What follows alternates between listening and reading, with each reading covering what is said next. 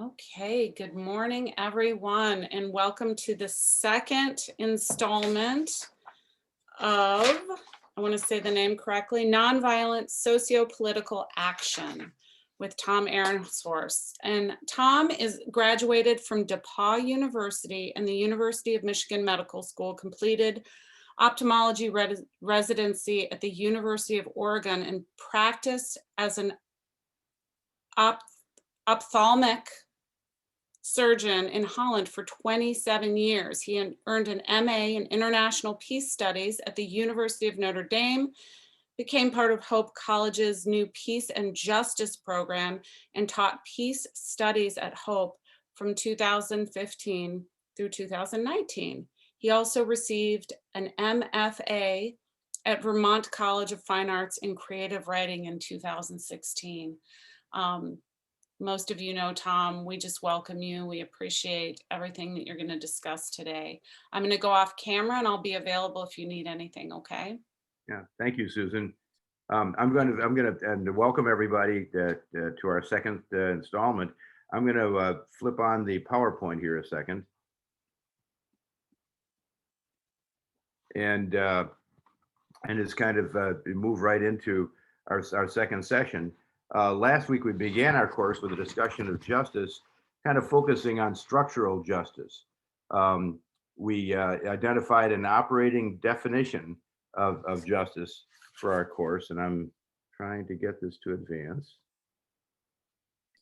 So what you're going to want to do is actually click on that area of your PowerPoint, which will make that live, and then you should be able to advance.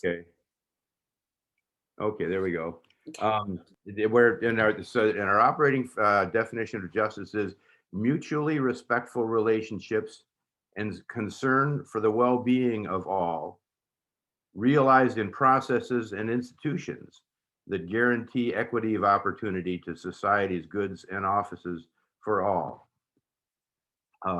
And we talked about injustice, and especially the accumulation of structural or systemic injustice, which is the injuries, disparities, and deaths caused by systems, institutions, and policies that meet some people's needs and rights at the expense of other people's needs and rights. And this is as you think about it, this describes, for instance, the injustices against which Gandhi led the Indian people, and against which the U.S. civil rights movement worked in our own country.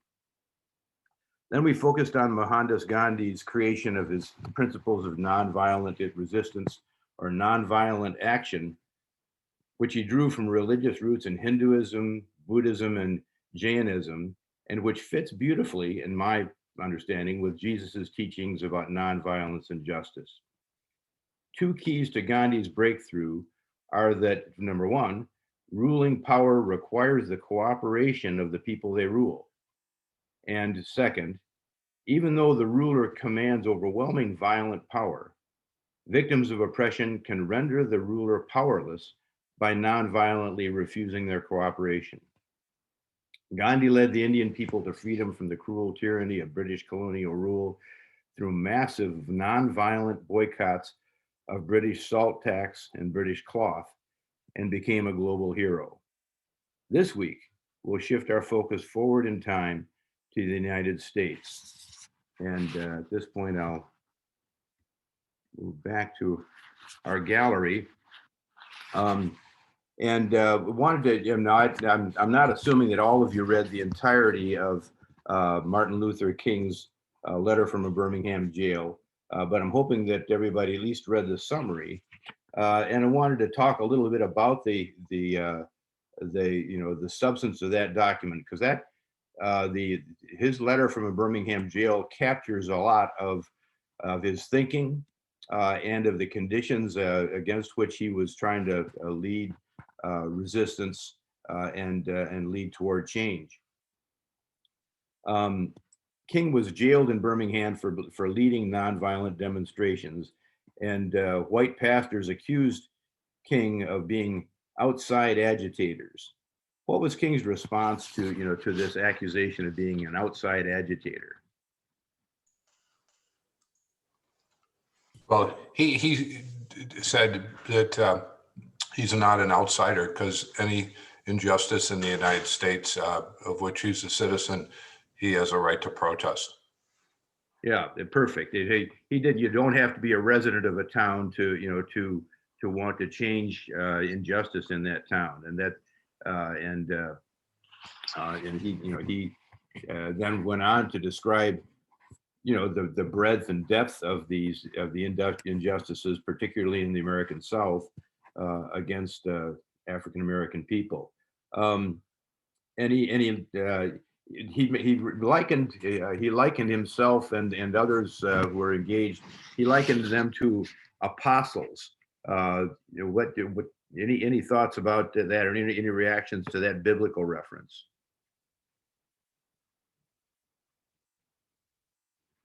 Because he was thinking of Paul and others who traveled about spreading, not only spreading the word, but reacting against various kinds of oppression and religious oppression particularly.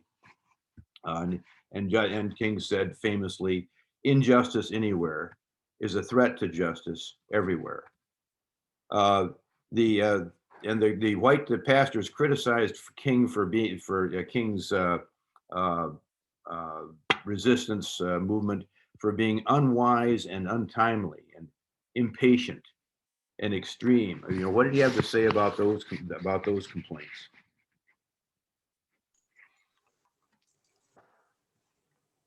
Remember to unmute yourself if you have something that you want to say. Yeah. His point was that waiting often means never. That's his famous line. And we've waited long enough. He said, we need direct action. And I think you're wrong in asking for patience. We've been patient for a long, long time. And we now need to be more proactive. Yeah. And he had some things to say about waiting and depending on whoever's in power to change things, to release their hold on oppressed people. What any thoughts about that? Yeah.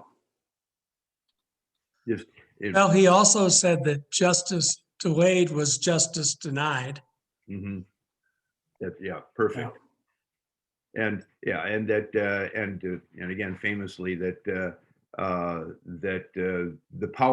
powerful will never volunteer to relinquish their power, and that the only way to change is to press on and press on and press on some more, and that the people themselves have to create the change instead of waiting for those in charge to decide to generate more justice. The white clergyman to whom he was responding in this letter accused King of creating conflict, and I think this is one of the central points I want to kind of hit here. What was King's response to the idea that he was creating conflict?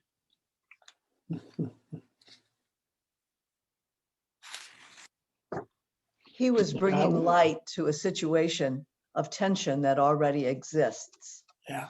Yep. Yeah. Exactly. The conflict is already there, he said. And if you want this, basically, if you want the status quo to stay on, then then want everybody to live with the conflict. That's one thing. But he was highlighting the existence of conflict that already existed. And he even said, he even characterized his bringing light, as you said, shedding light on existing conflict, called it creating crisis, and actively confronting injustice, and so that real negotiation could take place. Any other thoughts about this business of the complaints of creating conflict? Well, to the ones in charge, it appears that his group is causing the problem, whereas it truly is an existing condition. And I think that's fact that he points out he shows light to it is really in light of Christ, drawing that comparison, because he's always showing light into a dark world. And speaking of Christ, the other thing that really struck me about this letter is how many times he cites theologians or people of the faith that those church leaders would be familiar with and probably would have read. So it's a tactful strategy that he's using. And I mean, when I first read this, and thought that he wrote this from a jail cell, and he eventually, as time went on, and while he was in this jail cell, he got paper. He started out making notes on the edges of a piece of newspaper that he had, and gradually he was supplied with paper, and he ended up, I think, even having a typewriter. But he's got references to the Bible, to classical literature and classical philosophy, and this is all without a library. This is all just out of his head. I think it's quite astonishing. Yeah. And do we hear the same complaint about creating conflict? Is this something that we hear nowadays as well? We do. Are there any examples of this that popped in your head? Mm-hmm. Oh, it's a clear a clear point of conflict because of the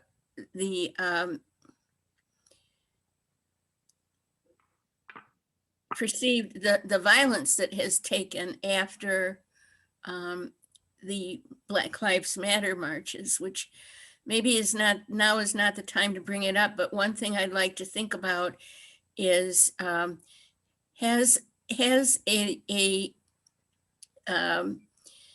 there ever been another type of protest in which violence has followed the nonviolent section so that it taints in the mind of so many people, including, unfortunately, people in Congress?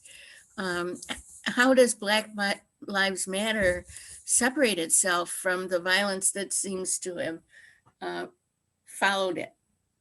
Yeah, this is in fact, Ann, I thought of talking about this a little later, but it's a great point at which to talk about it. What happens to a nonviolent movement or a nonviolent protest when it turns violent, or when some members do violent things? So what happens in the public's eye? It gets a lot less popular, their cause. I mean, we saw that last year. People have written articles about the fact that once some of those protests turned violent, it turned off a lot of people, and it boomeranged. So, and I guess that's not surprising. Yeah, and this happens all over. I think of the Palestinian intifadas in Israel, protesting against what I perceive to be really an apartheid system. It's really so unhappy for Israel's long-term situation. But as soon as violence happens, then the reports of violence make it look like, okay, so everybody's being violent. There's nobody here to favor. Nobody's in the right here. And so you lose your legitimacy as soon as nonviolent discipline breaks down. And it seems just amazing to me that any large group of people could remain nonviolent in these situations where they're being exposed to lots of times overwhelming violence from the side of power. I wanted to go back to your original point here about the accusation leveled against King that he was creating a crisis. Yeah.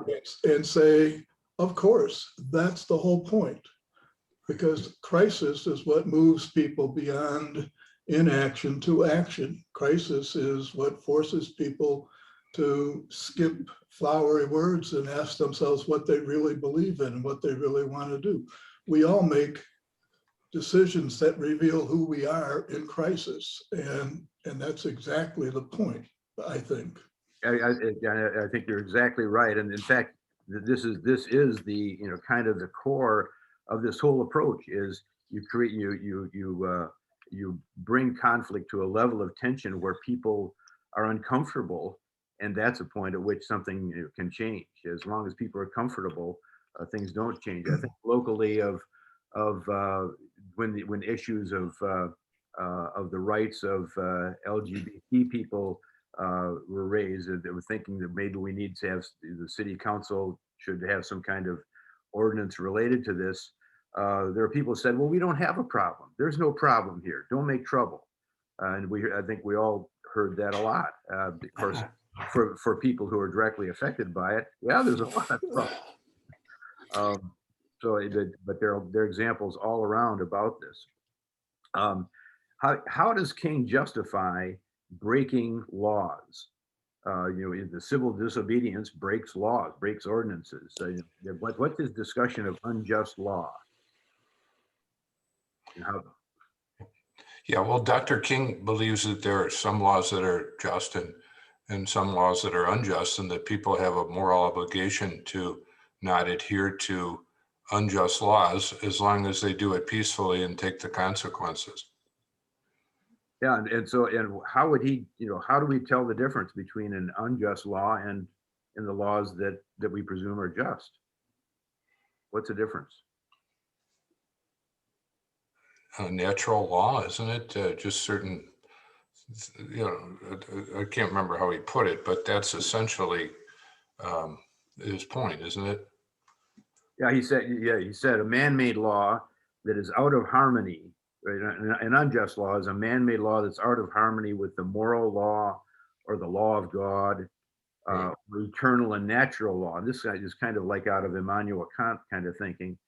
But he had it, and then he had another way of describing an unjust law that was more kind of legal and more, you know, more tangible. In my thinking, it was that an unjust law is a code that a power majority group makes, so that the majority makes this law, but it only really applies to a minority. It compels a minority group to obey, but it's not binding on the majority. You know, an obvious example would be the drinking fountain law. And it's a law that was made by the majority to only restrict and hurt in some ways a particular minority. And that's an unjust law kind of description that I think we can kind of take home with us. You know, whenever we're thinking about these nonviolent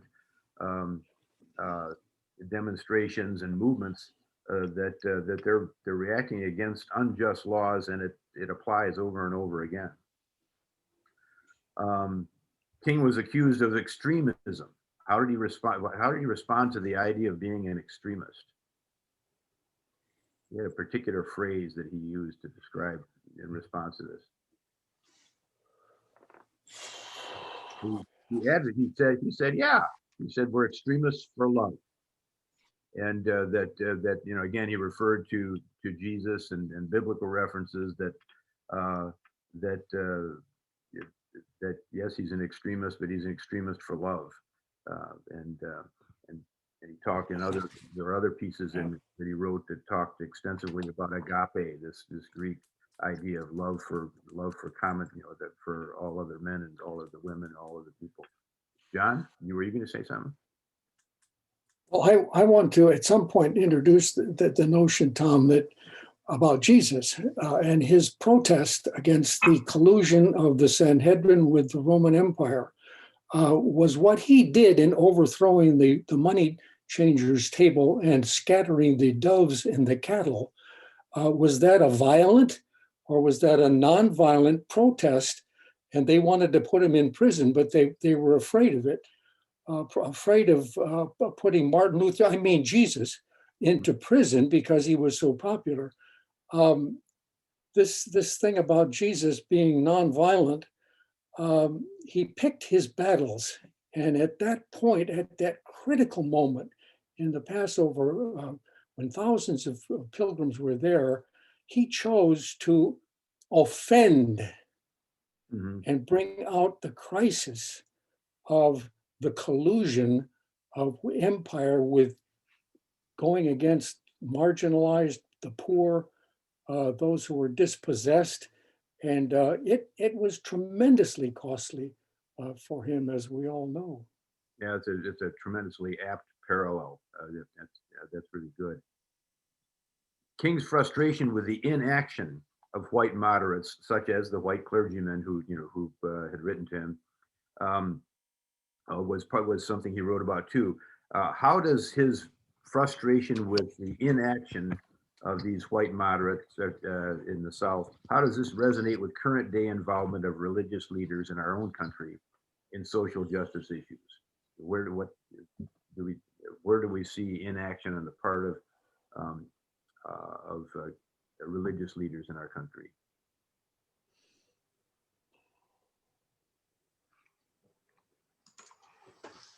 Well, Well, to there me, hasn't really been overwhelming support for minority movements like Black Lives Matter and LGBTQ folks from the religious community. I guess with the exception of a lot of religious conservatives in the pro-life movement, a lot of religious folks haven't really, talked probably enough about racial justice and equality for all Americans. I think that would be a fair criticism. I was really surprised how harsh his criticism was of those folks. He said they were worse than the KKK. I can't remember who he was comparing them to, but I thought that showed how disappointed and angry he was to compare them very unfavorably to some really bad people. Who do you think who do you think King believed would see this letter? Who was he writing? He was writing the letter to the white clergyman, but who else did he think might view this letter? Well, probably clergy around the country. Moderate clergy. Yeah. Not willing to take a stand like me. I was not willing to take a stand in 1963. And I've been chastised in myself for it. Yeah, I think another question. Well, at the end of the day, I'd like to ask, one of the questions would be, in what ways are your understandings, or for each of us, your understandings and views of these kind of issues, how are they different from how you thought at the time in the early 60s, let's say? But I'm thinking too that his letter from the Birmingham jail also was picked up by news media, and so the substance of this letter was became news material throughout the rest of the country, throughout the north and west, north of the Mason-Dixon line and west of the Mississippi, and he was conscious all the time of how he was communicating with a broader field of potential allies, and that's part of how he was working. He said, so often the contemporary church is a weak, ineffectual voice with an uncertain sound. So often the contemporary church is an arch defender of the status quo. That's fair.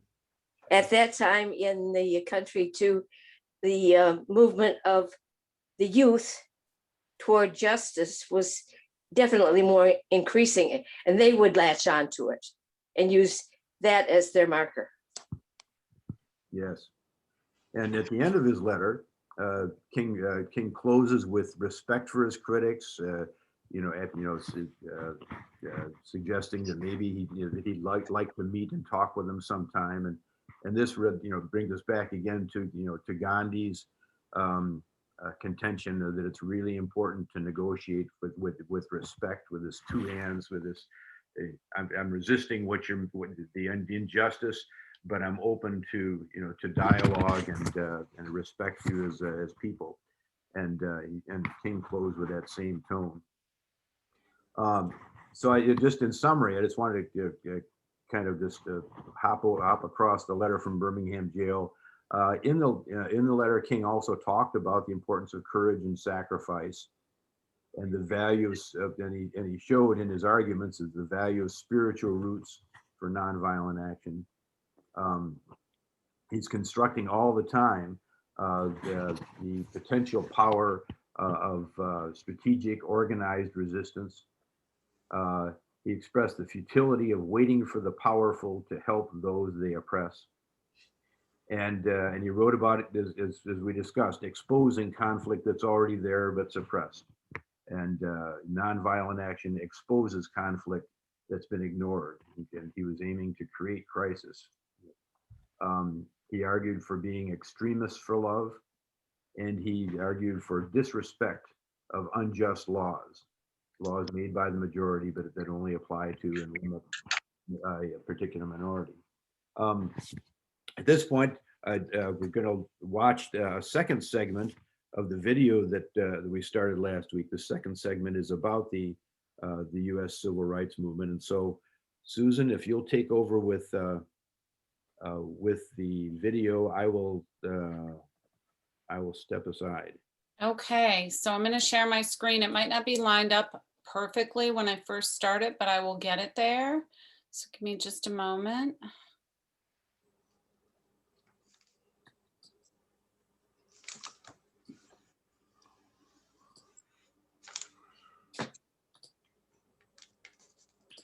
One of the things that comes out from this video really clearly is how many leaders were involved in the civil rights movement.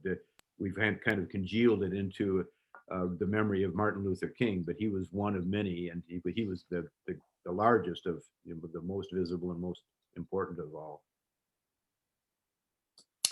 Okay, if I could just get a thumbs up when I hit play, if you hear sound, and this will be looks like about 25 minutes long, so I'll be back.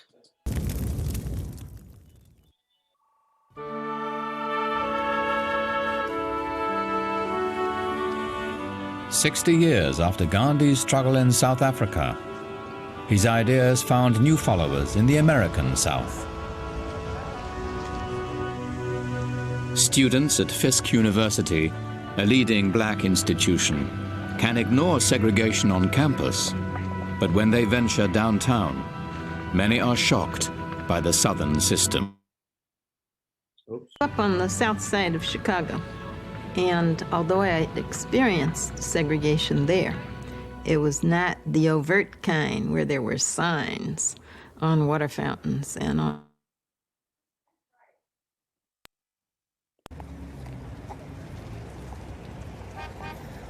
Well, Nashville was a totally segregated city. It was as segregated as Johannesburg, the height of apartheid. It was a city of two races.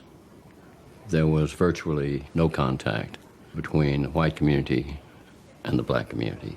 In school, in neighborhoods, in jobs, in church, Nashville was a totally and completely segregated city, and for the most part, totally satisfied and happy with that. Students at American Baptist College in eastern Nashville know that segregation is being challenged, that some are working against the violent repression, even lynchings that enforce it. They want to join the struggle. We've been taught one thing in the school about the Declaration of Independence, about the Bill of Rights, about the Constitution, and then in the real world, we were living something else. James Lawson, a Methodist minister from Ohio, soon gives Nashville's students a chance to take part. The soft-spoken Lawson is 30 and has spent 3 years teaching in India, where he studied the work of Mohandas Gandhi.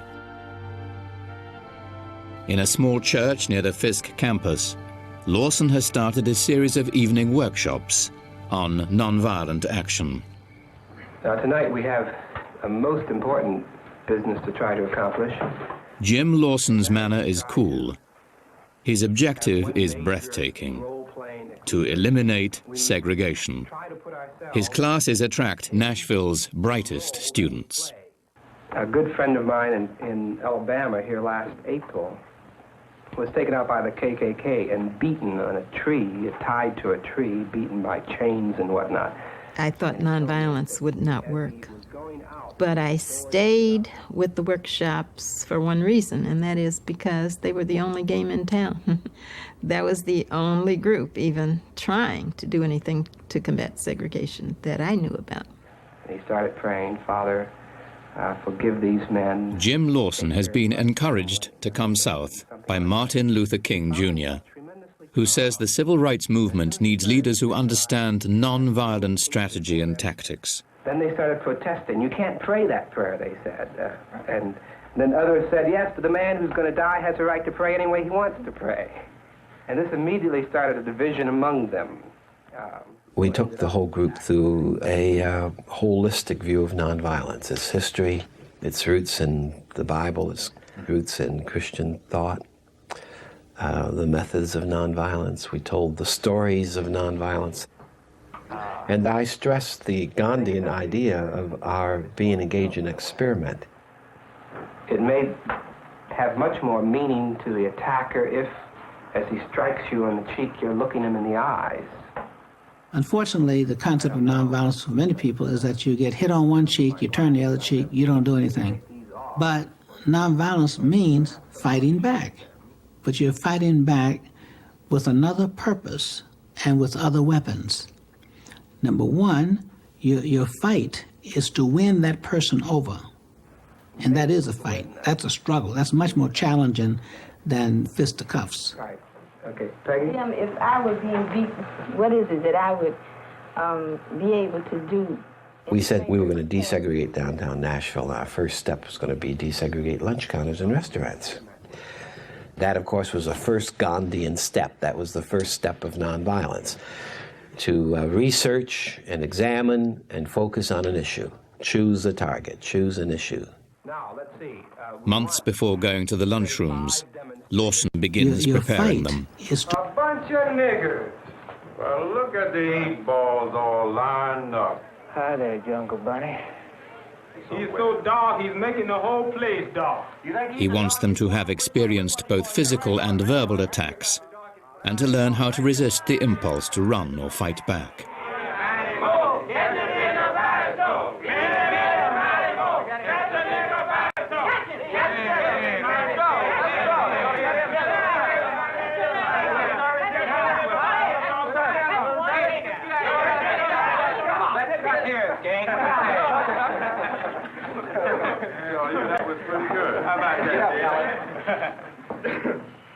Now let's see what we've learned from this to us as to how we might act non-violently. What are the basic problems here so far? You cannot go on a demonstration with 25 people doing whatever they want to do. They have to have a common discipline. And that's a key word for me, that the difficulty with nonviolent people and efforts is that they don't recognize the necessity of fierce discipline and training and strategizing and planning and recruiting and doing the kinds of things that you to have a movement. That can't happen spontaneously. It has to be done systematically. They stage their first sit-in on a Saturday, when they are sure to be noticed. We spent many, many hours anticipating some of the opposition.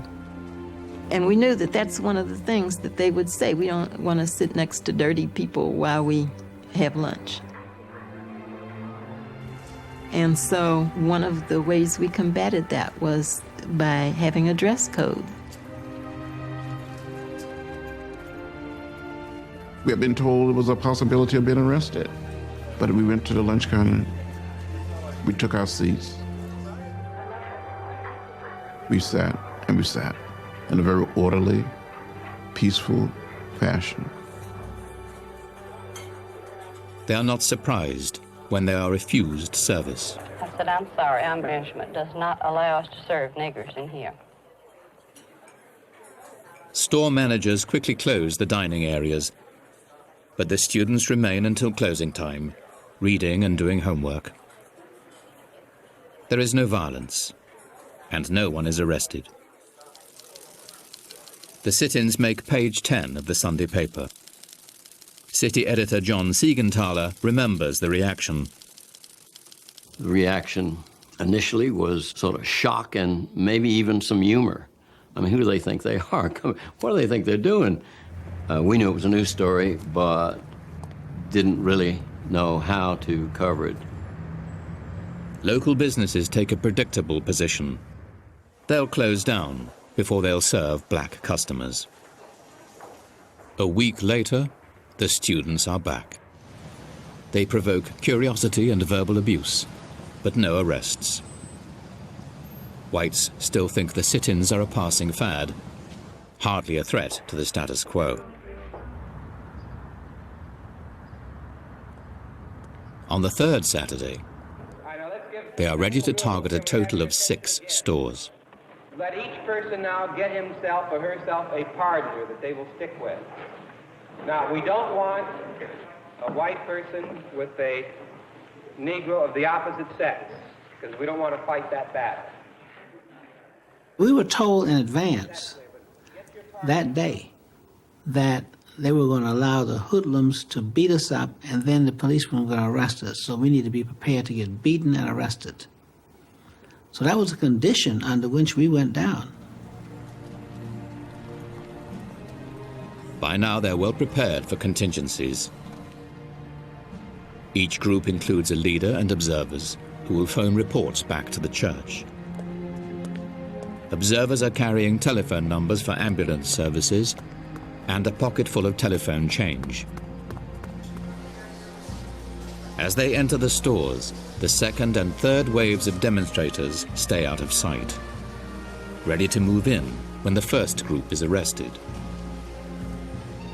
As predicted, the police hang back for the first 15 minutes.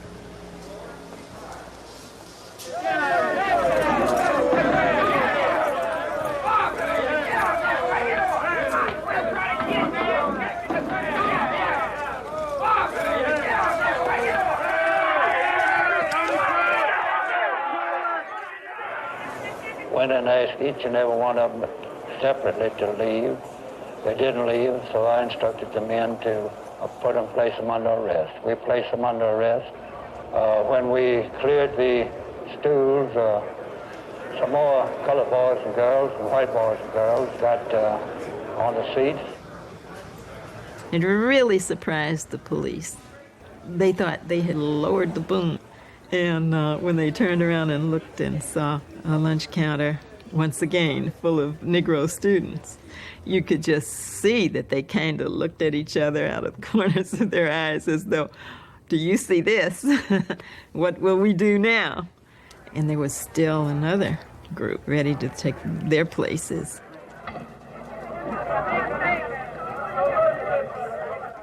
You're in jail. I'm joking. Man, what my mother gonna say when she hear about that? We had a philosophy, which was a power of nonviolence. And that kind of power we felt was more forceful than all of their police force, all of their lawmakers, and all of their dogs or billy clubs or jails, and that our capacity and willingness to suffer outweighed any power they had. Mass arrests are a victory for the students. Reporters realize they are covering a story of national significance. I mean, it was like being a war correspondent in your own hometown. The only thing you knew was that the war was on, that the weapon of nonviolence was winning over violence, and that this was a historic moment, however it came out. I think there was a sense of history there that we all understood. At police headquarters on Monday morning, the students are still behind bars. On principle, they have refused bail. In just 48 hours, their small student movement has inspired thousands. Now the city's black community has joined in the struggle, organizing, raising money, recruiting lawyers. Alexander Luby is among Nashville's most prominent black lawyers, and he has organized local lawyers to defend the arrested students. People couldn't believe that these young, well-dressed, innocent college students are being arrested and put in jail. They didn't like it. And the city, African-American population was mobilized in such a fashion. And the movement spread through the city of Nashville like wildfire. As the crowds wait to see what the city will do, the mayor speaks to reporters. Anyone violating the law will be arrested. This must be so. By emphasizing law and order, the mayor takes sides with the store owners. In fact, the arrested students have broken no law, and none of the white attackers has been arrested. The city and police were ill-prepared for a mass civil disobedience effort. They had anticipated that once the violence took place and the arrest began, our movement would dissipate, would be chased away, because that's the purpose, after all, of doing the violence, and it's the purpose of doing the arresting. It's hopeful that then whatever this is will vanish, and that's the end of it. That didn't happen. A week later, nothing has changed. As the students return to the lunch counters, the city has only one answer: more arrests.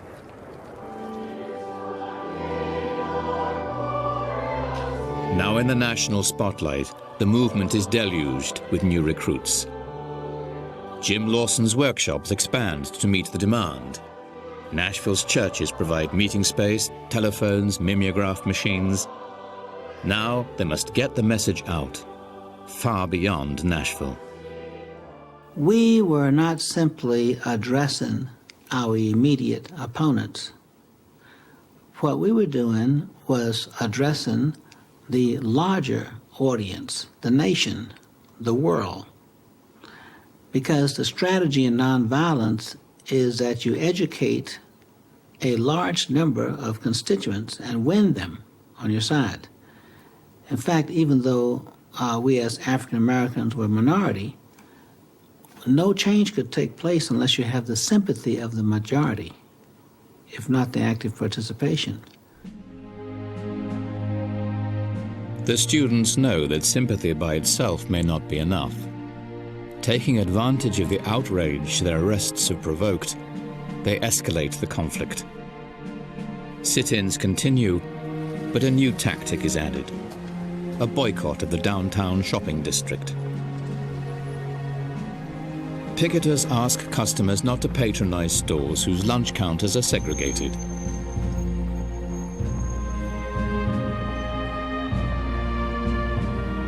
The students have created a momentum, now embraced by the larger community, as black clergy urge their congregation to stay away from the downtown shopping district altogether.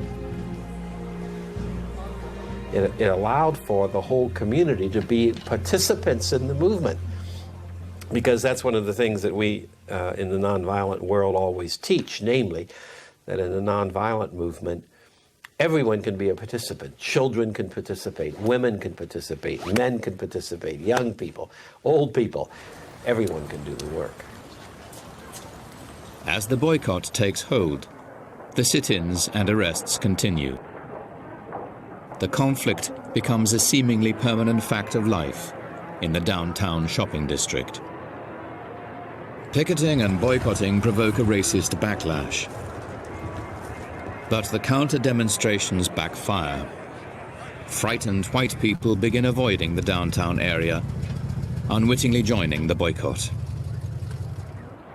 A Fisk University economist calculates that some downtown stores have lost up to 40% of their business. As Easter approaches, the usual surge of spring buying never happens. Among blacks, the boycott is estimated at 98%. That was a powerful message, sent to the white community that, you know, it's one thing just to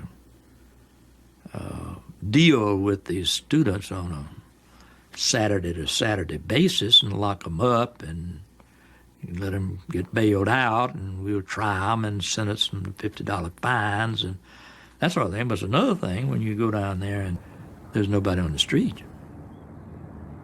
At Easter, the counters are still segregated. But the sit-ins have put civil rights on the national agenda as never before. For the past several months, a new strategy to end racial segregation has been spreading through the South. On Easter Sunday, NBC's Meet the Press looks at nonviolent resistance. The moderator suggests that boycotts might be better than sit-ins and arrests. Dr. King, but wouldn't you be on stronger grounds, though, if you refused to buy at those stores and if you called upon the white people of the country to follow you because of both your moral and your legal right not to buy? I think, Mr. Spivak, sometimes it is necessary to dramatize an issue because many people are not aware of what's happening. And I think the sit-ins serve to dramatize the indignities and the injustices and the dissatisfaction of the Negro with the whole system of segregation.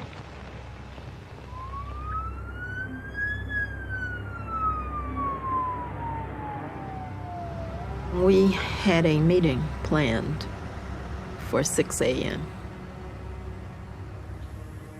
I was in the dormitory getting dressed, and I heard this big boom.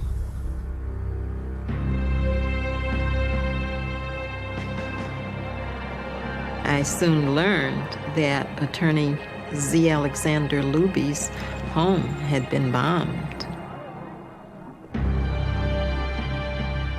It, of course, was the effort of the enemy to scare us off. Violence has a very simple dynamic. I make you suffer more than I suffer. I make you suffer until you cry, uncle, and you surrender. That's what a war is. It's violence. The difference with nonviolence is we don't want to beat the opponent up. We don't think that does any good. Luby and his wife are uninjured. But as Lawson has taught his students, violence can backfire. The bombing has shocked the city and given the students a strategic opportunity. They send a telegram to the mayor demanding a meeting, and they organize a silent march from the campus to City Hall.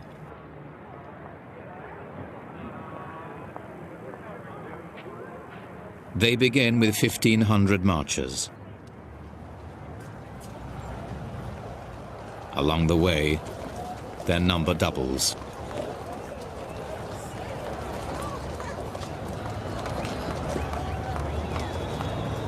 Mayor Ben West is waiting for them. West gets into an argument with a black minister, but then Diane Nash steps forward with some very direct questions. I asked the mayor, first of all, Mayor West, do you feel that it's wrong to discriminate against a person solely on the basis of his race or color? I tried as best I could to answer it, frankly and honestly, that I could not agree that it was morally right for someone to sell them merchandise and refuse them service. And I had to answer it just exactly that way. Nash goes on to ask the mayor whether he feels the lunch counters should be desegregated. He answers, yes. It was the first major change in the attitudes of the city. Nashville began to desegregate its public institutions and its department stores that day. It took 3-4 years before theaters, restaurants, all public conveyances were desegregated. But with Ben West's declaration, no, it's not right, the process of change began. The downtown retailers now tell the students privately they want to desegregate. The students devise a plan. We suggested to them, which was a great relief to them, that there would be no announcement that the demonstrations had ended. There would be no announcements that black people were being served. No announcements, no press, no police. A movement that began in the basement of a small church in September has desegregated the downtown lunchrooms by spring. They go on to desegregate other restaurants and public facilities, showing how to remove business support for segregation by making it costly and controversial. It's a weapon that will prove decisive as the civil rights movement gains momentum.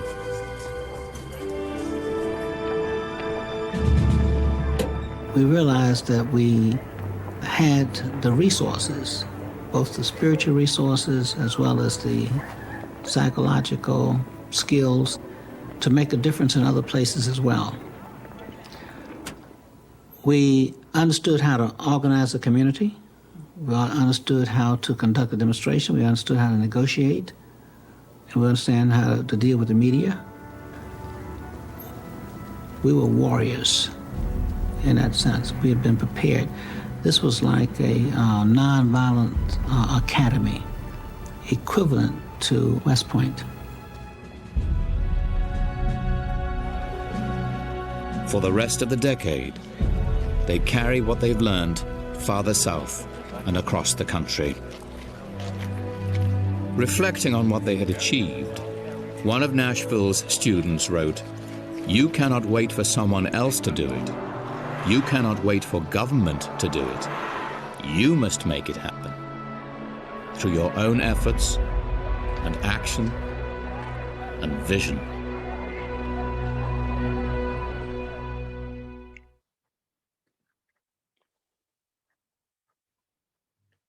Yeah. Every time I see this film, I feel I get kind of almost teary-eyed and feel inspired. It's and this is just one piece of the civil rights movement. It was one city, one action years before the federal Civil Rights Act was passed.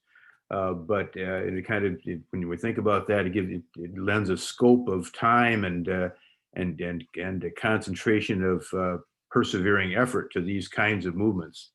But it also shows the power of nonviolence, even in situations where it would seem impossible to create change. If the ultimate test of nonviolent action would be Nazi Germany, it does occur to me that nonviolent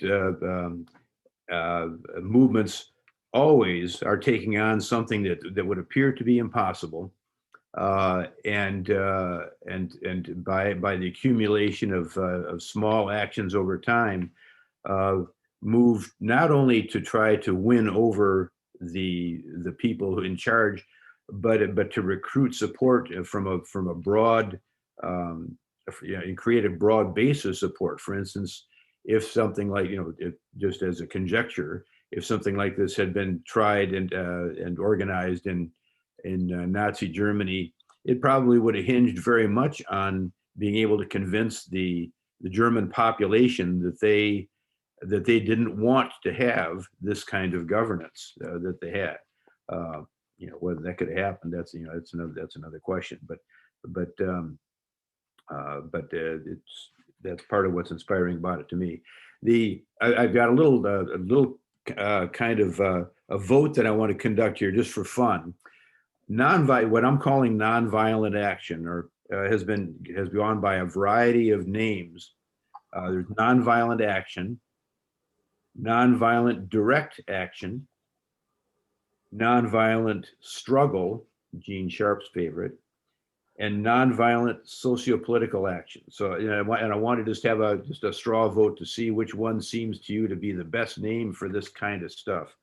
Nonviolent action, nonviolent direct action, nonviolent struggle, or nonviolent socio-political action. So how many of you would favor nonviolent action as the best descriptor of these kind of movements? 1, 2, 3, 4, 5. I don't see pictures from everybody. 6, 7. Okay, and how many would favor nonviolent direct action? 1, 2, 3, 4. I like that one too. I like that one too. I didn't know the difference. Yeah, it's hard to draw a difference to me. Nonviolent struggle. Okay, and nonviolent socio-political action. 1, 2. Okay, so the 3. So nonviolent action or nonviolent direct action, and it's by not cluttering it up with more words, it may be easier to transmit. But it's all these things. What we're talking about is nonviolent. It's active, not passive. It confronts conflict. It's a struggle. It's all these things. So I'm going to switch back to the PowerPoint at this point, and I wanted to vote on all of them. good. That's good. I think that's a good answer. And we'll move forward here. Oops, I got to click on there. I have just a little cartoon to look at. How come we play war and not peace? And Calvin answers, too few role models. And Martin Luther King, by doing this, has given us an example that whom we commemorate each year with a national holiday, and these kind of symbolic presences help to keep thinking and concern focused over a long period of time. I want to review what Martin Luther King in his writings and speeches, what he considered his core principles of nonviolent action.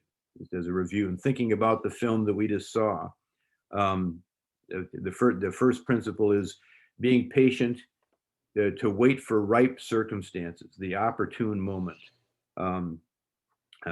Being aware of systemic injustice and trying to find a time where there is some kind of vulnerability and where action can be organized and pulled together. A second would be having a strategic objective. And in this film today, the Nashville movement, Lawson talked about having a strategic objective and focusing on something specific that you're going to try to attack. It's much more difficult for any of these kind of movements to succeed if they're kind of nebulous in their goals. The third is respectful engagement of the opponent. This two hands business, rejecting the injustice, but welcoming engagement and mutual respect, and challenging the forces of evil, not the people, not the perpetrators. In fact, trying to win over the perpetrators. A fourth principle is that governing power depends on the consent and compliance of the governed. And this is obviously a nail I'm trying to hammer home, but it is the core reality of the power of nonviolent action. And that protesting injustice confronts conflict that has already been created by others' actions. It's not creating conflict, it's confronting conflict that's already there. The sixth of these principles is civil disobedience. Openly and lovingly violating the status quo, violating the unjust law, and doing this willing to accept the penalty, even when the penalty is obviously illegal. Thinking of crossing the Selma Bridge and Bull Connor's police beating people, sometimes to the point of being permanently injured or dead. This is a method for brave people, not for cowards. The seventh point is the conscious effort to arouse public conscience against injustice with respect for law. This has been termed moral jujitsu. Jujitsu has become something really outdated. but the idea where the power, the force of the powerful person is used against that powerful person, that just by shifting leverage, you use the force of the opponent against him or herself. And in moral jujitsu, this rousing public conscience, the excessive violence of the oppressor is exposed to public view, and the public doesn't like it. Even in Nashville, the city that almost unanimously was happy with segregation, when confronted with the violence that was required to sustain segregation, the people were not happy with it. There were many people in Nashville who didn't like it, and even more importantly, in the long run, the exposure of the excessive violence of oppression, that exposure to the national media became an enormous power bearing down on Nashville and other cities and towns and villages in the South, to this pressure to change the Jim Crow statutes. When the mobilized third party, this mobilized third party being public conscience, when the mobilized third party is the oppressor's own political base, then you could call that political jujitsu. For instance, in Nashville, when Nashville businessmen said, "Look, we're losing too much money here. Can't we change something?" Well, then the power base itself was being eroded. We could call that political jujitsu.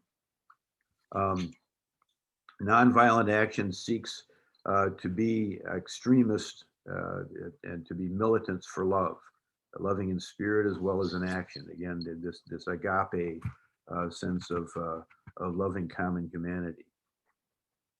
And King argued and spoke about embracing the conviction that the long arc of the moral universe bends toward justice. It's kind of a thick sentence, but when I wonder whether the world actually is getting greater, I have to remember that that even though slavery exists in the world today, it is no longer seen as a norm. It is no longer seen as seen broadly by the world as acceptable. That's progress. That's evidence that the long arc of the universe bends toward justice, and having faith in this proposition is empowering to people who are trying to act against injustice nonviolently. And a final principle of nonviolent would be that you have to maintain nonviolent discipline at all times. You can't break this nonviolent discipline because if you do, you're going to lose. The oppressor is going to have greater violence to bear against you, and you will have lost this moral high ground and this opportunity for this moral jujitsu, the public conscience against injustice. It has become a common tactic, not just in the United States, but around the world, for the oppressor, him or herself, to generate violence that looks like it's coming from the nonviolent protesters. It becomes very confusing to try to identify who's doing what, but when things turn violent, the attitude then of people will be, well, they create these demonstrations and everything gets violent, and we don't want that. And it's a complicating factor for nonviolent action.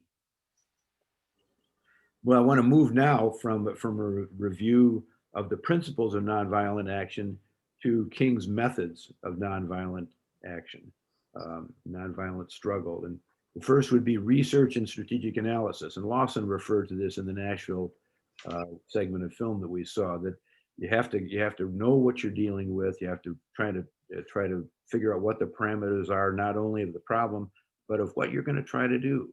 Then narrow down so that you can You can be concentrated at a point of weakness. You have to develop organizational strength and training.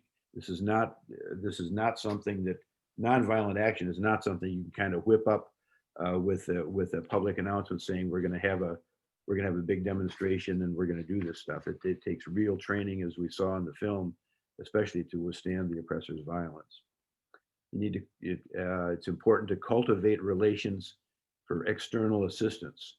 And very often this means trying to communicate with journalistic sources and people who may want to cover this. As we saw in this Nashville segment of the U.S. civil rights movement, and this is 1960, so this is not very late in it, but there were students there and Anglo people from outside town who came to join the effort and to try to be supportive of it. And this external assistance ends up in nonviolent action always being one crucial piece that can create a real change. You need to develop a repertoire of tactics and sanctions. Here we saw in this film they had the lunch counter sit-ins, and then expanded it to a boycott of the downtown stores, and it is very typical of movements that they have that a sequence and a variety of tactics and sanctions have to be employed as one might wear out or become defused. To be able to come back with another one is really frustrating for the oppressing majority to have to deal with when they think they've hammered this first one down like a whack-a-mole. You got another one popping up to deal with, and if you can do that over and over, it's very powerful. As soon as action is started, nonviolent action methods would initiate dialogue with the mayor, with the police, with the media, but especially with those in charge. In this case, in Nashville, with the mayor and the governing offices, with this two hands kind of approach of respectful negotiation. And then comes the direct nonviolent action itself: the boycotts, the sit-ins, the strikes, the marches, civil disobedience against unjust law. Throughout this all, as we've seen, it's crucial to maintain nonviolent discipline. And again, I find it almost incomprehensible how this can happen in the face of the violence that very often is born. If I think of South Africa's nonviolent revolution against apartheid, and we'll see some stuff next week that will highlight this as well. You want to mobilize the third party, the public sentiment, the public conscience, in generating moral jujitsu, and by exposing the oppressor's excessive violence and turning that excessive violence effectively against the oppressor. The ninth step is to alienate the oppressor from expected sources of support. In Nashville, this was the business community, and as well as people outside. And to try to minimize the oppressor's violence. This is something I don't think we saw in this film today. There wasn't any way to minimize the oppressor's violence, but we'll see next week how there have been times in large situations where the government's own security people, the police, the military, may stand down and just say, we're not going to be a part of this anymore. And then finally, the continuation throughout of respectful negotiations, continuing to try to respectfully approach and negotiate with the powers that be.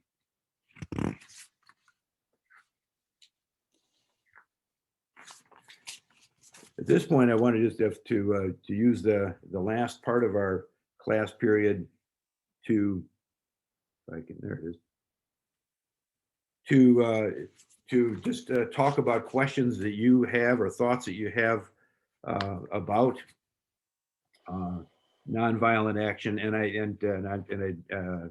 we've emailed to you a list of questions that we can use as a springboard. But anything you want, first of all, any thoughts or questions that you have that you wanted to bring up about nonviolent action or what we've talked about today? Tom, looking at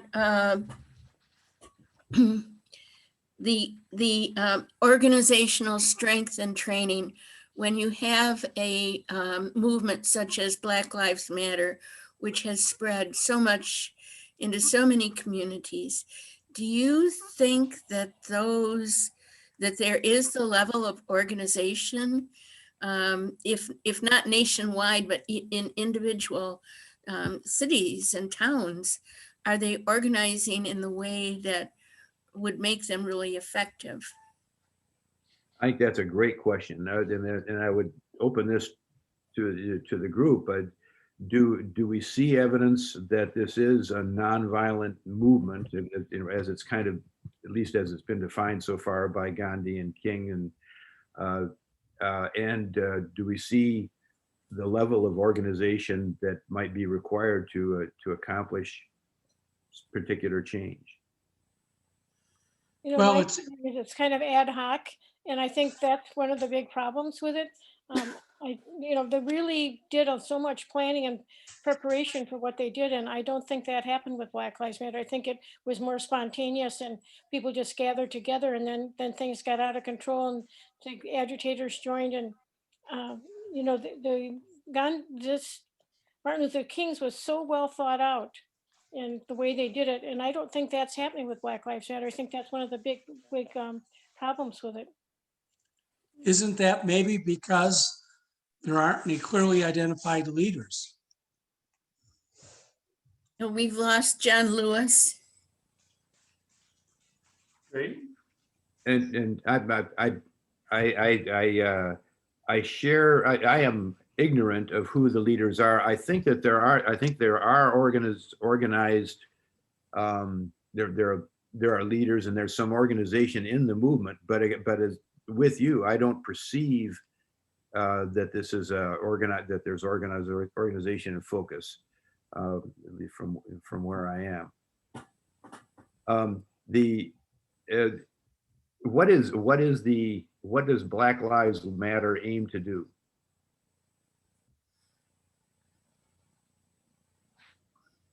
Stop police brutality.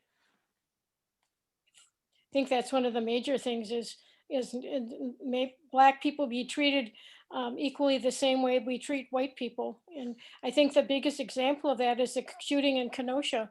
That young man shot 2 people right in front of everybody, and he wasn't arrested. He went home. He went home that day. If that had been a Black teenager, that wouldn't have happened. He probably would have been shot. So I think the unequal treatment of Black and white people by our police departments is one of the big challenges. And at this point, does it seem that our national public is aware that the focus of Black Lives Matter is on changing policing? That's part of it. Yeah, I think there's been some success there. It was the slogan defunding the police.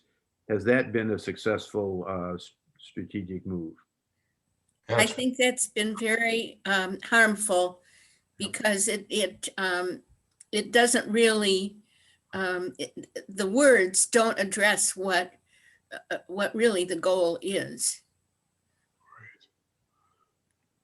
Other thoughts about this?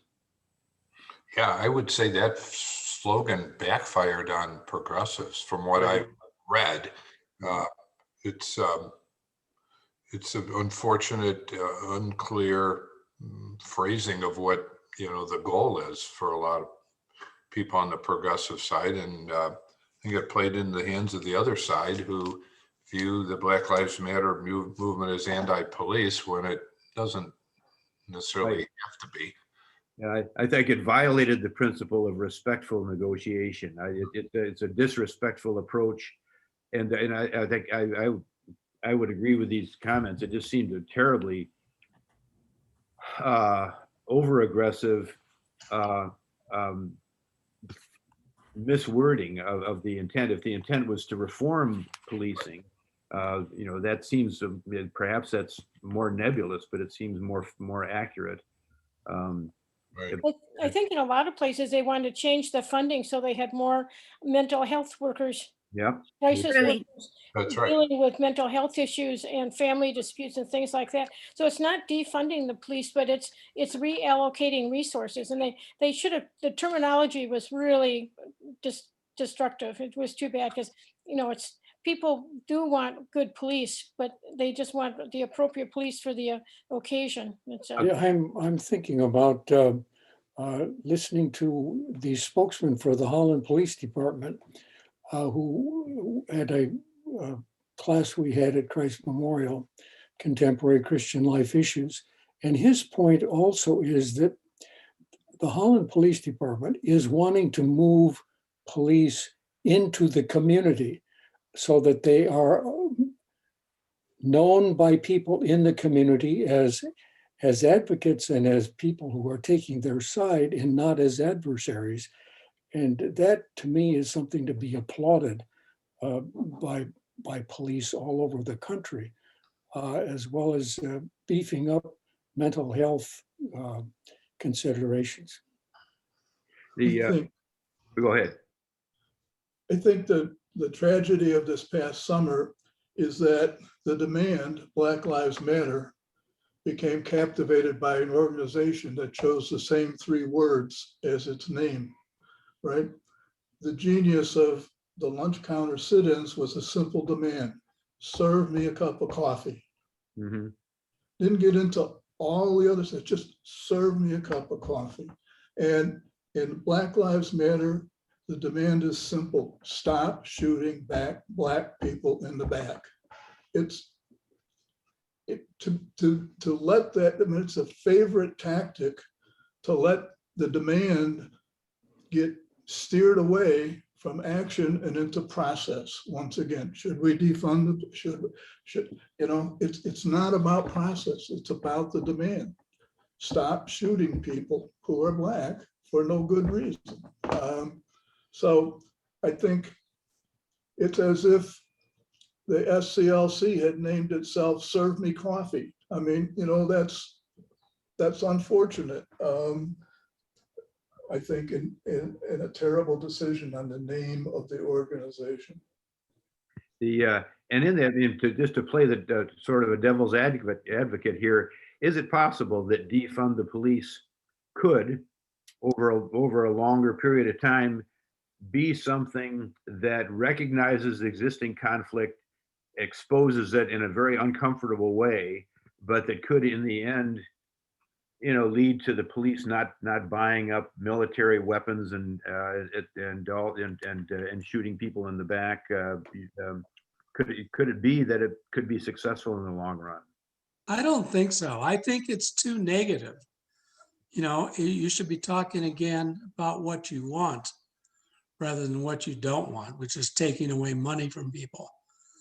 Black Lives Matter, the whole issue is strong enough and powerful enough that it got hundreds of thousands of people in the streets. But I keep coming back to the fact that there's not a leader or a clear leadership group. And all these problems, if they're problems, whatever, these things we're talking about, spin off from that. Had they had some strong leadership, there were a lot of people marching in the streets that would have followed. Yeah, and if we think about the Arab Spring of 2011, and we see how those series of nonviolent revolutions ended up with except for maybe Tunisia, with not a lot of evident gains. How long can you wait to judge the eventual success or failure of nonviolent action? Well, patience was one of the principles. Patience with hope.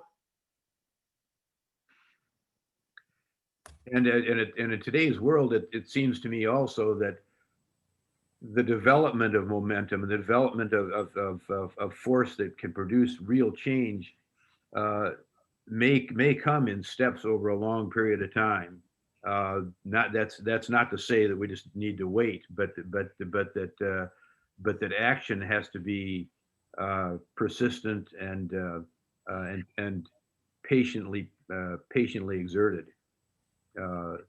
So we just have to see how this turns out. Is there anything in today's class that surprised you? That seemed, yeah. Can I'm sorry you were shifting, but I wanted to say something about the Black Lives Matter. I'm sure most of you, or maybe all of you, are aware of Poor People's Campaign, and I've been to a protest in Lansing before the pandemic, just to experience being part of that protest movement.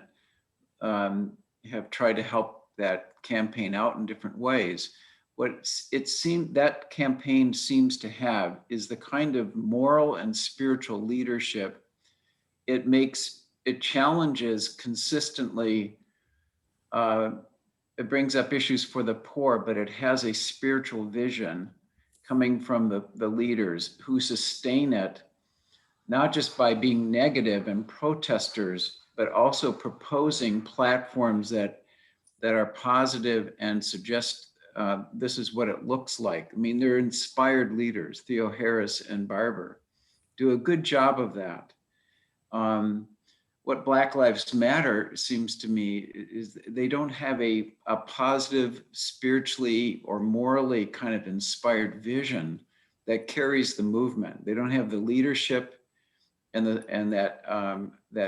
vision that I think is it's protest. It feels to me like, as I'm listening into Gandhi and Martin Luther King, is that it isn't just being angry about things. It's also being able to define a vision that people can get behind. Yeah. Well, certainly police reform is one of those. And the trial for the George Floyd death perpetrator is started today. Yeah. I worry that I worry that the nonviolent aspect of what we've been talking about is being threatened. And it makes me think back of what would have happened in the 60s if we had gone down the road of Malcolm X instead of the nonviolent road of Martin Luther King. What would have happened? And are we in danger of going down the violent rather than the nonviolent trail, again, because of a lack of leadership? Well, if I think back to, and I was just a kid then, but the mid 50s and the second half of the 50s, I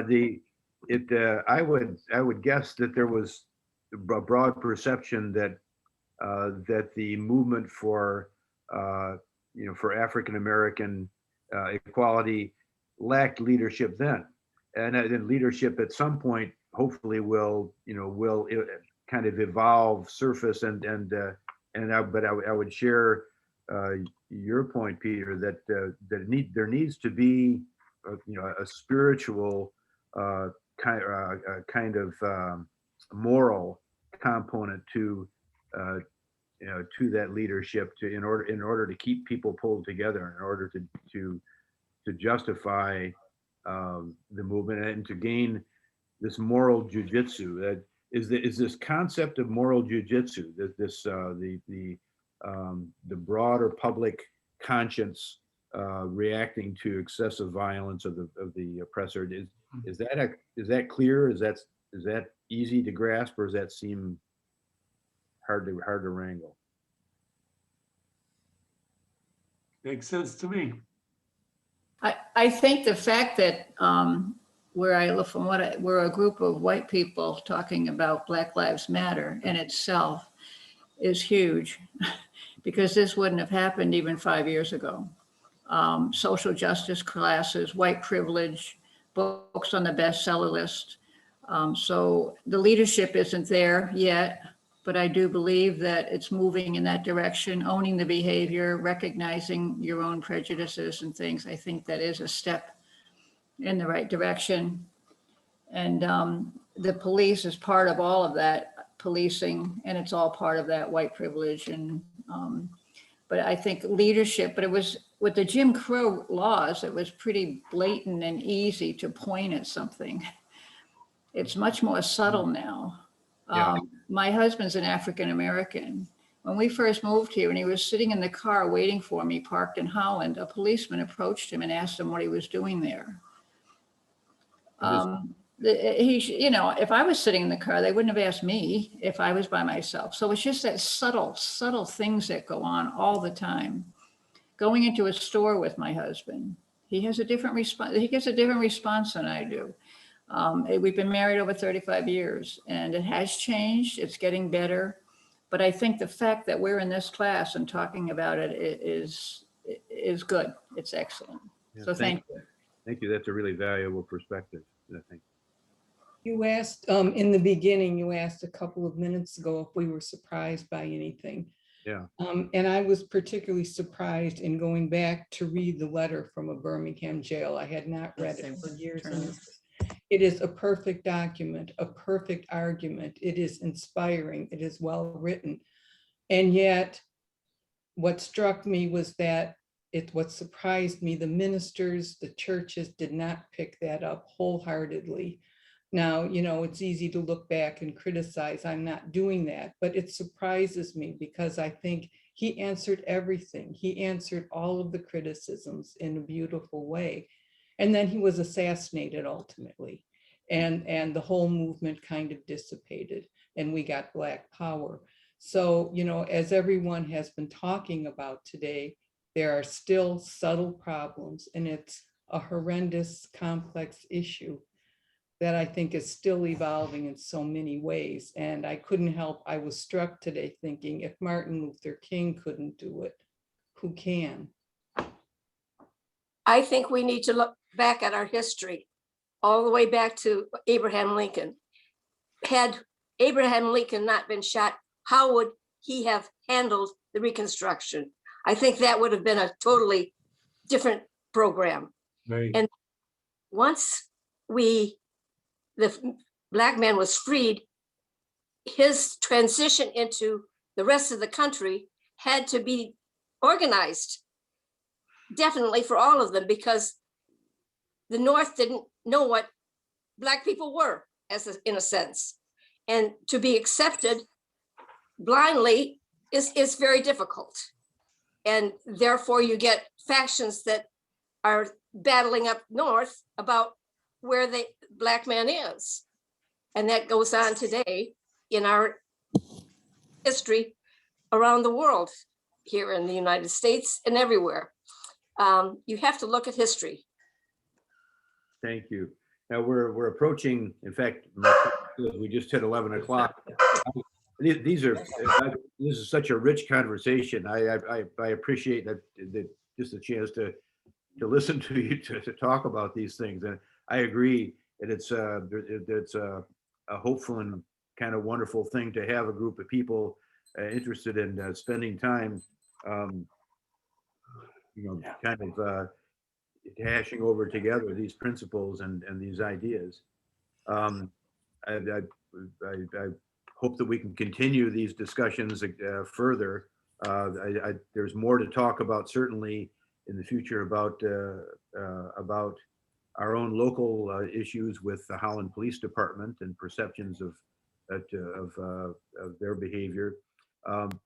But next week in our third session, we'll move farther forward in history and see more evolution of nonviolent action, and we'll study a nonviolent movement that overturned a violent, corrupt national dictatorship. So thank you all very, very much, and I'm looking forward to next week. Thank you, Tom. This has been wonderful. I wish we had 100 participants instead of just 21. I'd like to say something about the Black Lives Movement, saying, you know, we don't have strong leadership, but there's some subtle things that have happened because of it. One is when they showed the people marching, there were blacks and whites, a lot of whites marching with the blacks. And one of the other things that I think has been a result of it, but I can't connect it directly, since it first came, since Black Lives first started, if you look at the ads on TV today, you see a lot of black people in the ads. You see mixed couples in the ads. You never saw that last year. Corporations have become aware of this. And so, you know, that's been a very positive thing. I mean, that tells something that, you know, we've never seen before. Yeah, it's a recognition of a changing reality that it may be ahead of, as almost always happens. The change happens ahead of what the governing powers want to recognize. And but I agree that that's going on. You look at all the TV